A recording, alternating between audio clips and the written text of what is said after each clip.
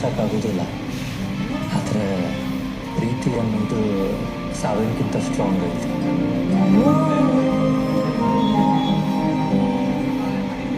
ನನ್ನ ಥಾಟ್ಸಿಗೆ ಮ್ಯಾಚ್ ಆಗೋ ಜೆನ್ಯೂನ್ ಹುಡುಗ ಇನ್ನೂ ಸಿಕ್ಕಿಲ್ಲ.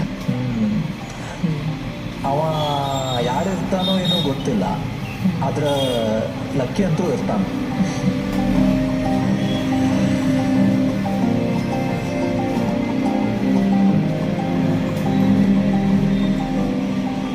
ಸಾವನ್ನೋದು